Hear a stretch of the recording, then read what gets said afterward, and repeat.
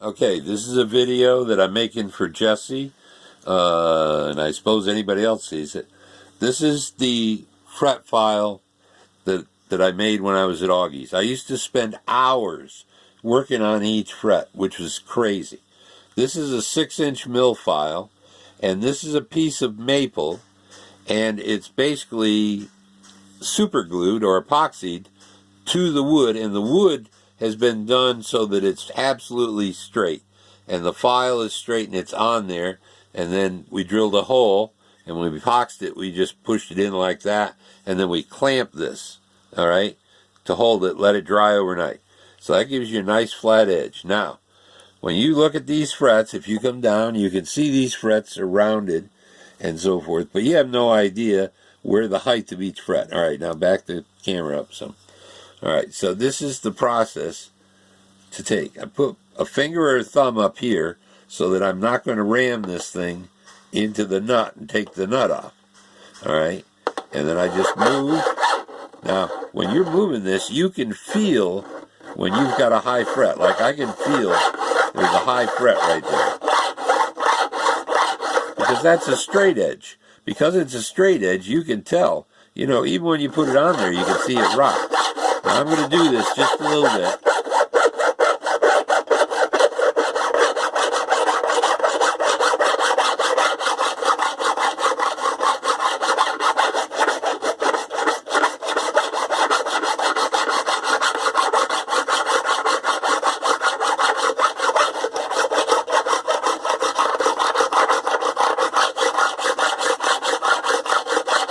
And I'm not going that far up, because usually your first fret is good.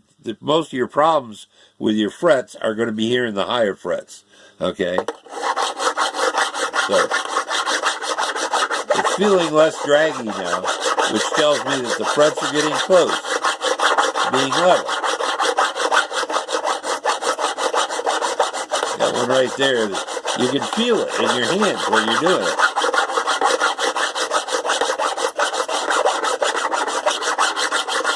All right, now I'm going to stop. We're going to do a visual here. I'm going to use the flashlight to light things up a little bit. All right. And what you can see is on each one of these frets, if you come down here close, Ellie, you can kind of see there's a little bit of a flat spot. All right, and that flat spot is taking and flattening off the top of these frets all the way up through. And don't worry about flattening. See, like this one here, this one's pretty high because it's got a bigger flat spot on it. And so does this one. Most of these look pretty good. Okay? But that's how you can tell when you've got it to where you want it. I'm going to go a little bit more here.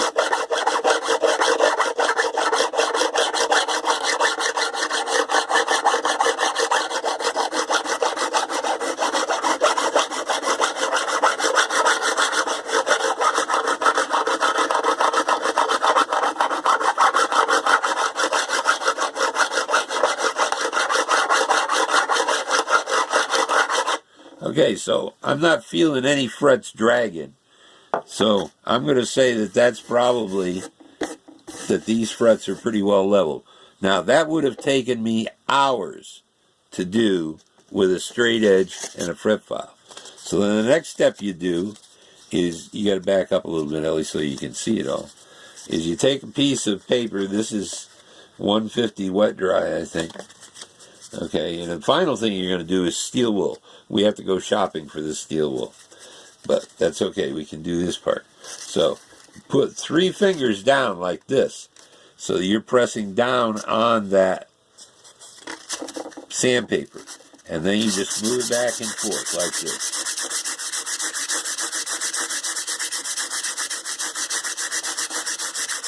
And what you're doing in doing this, because you're pressing down, is you're rerounding those frets. You're making them round. You're taking that flat spot off the top of the fret.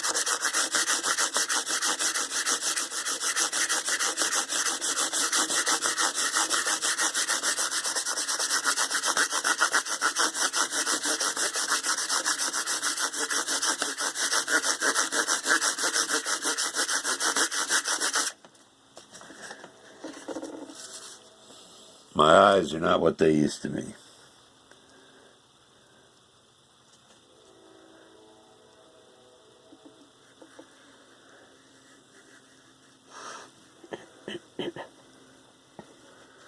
They're getting there. A little bit more.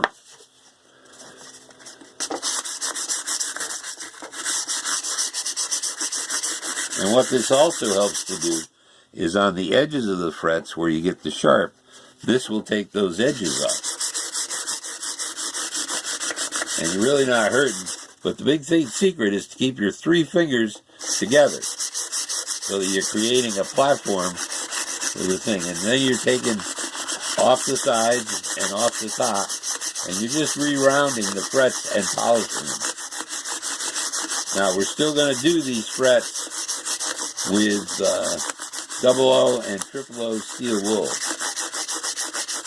But basically this is re-rounding them. And they look pretty good.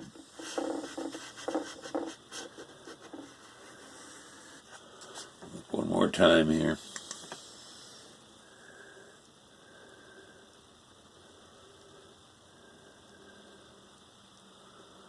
They look pretty good. Alright, so the next step would just be to take double O steel wool, polish them up a little bit with that, triple O steel wool, polish them up. But you're always going this direction, back and forth. You never go this way. Because if you go this way, okay, then you can be changing individual frets.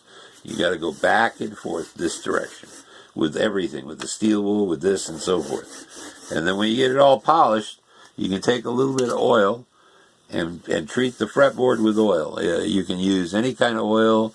I use cooking oil, olive oil, WD-40, anything that'll work, because all you're doing is you're moisturizing that fretboard so that it's not going to crack and get old. Because rosewood and ebony and woods like that come from swamps, okay, and they want to be wet, and when they dry out completely, they'll crack.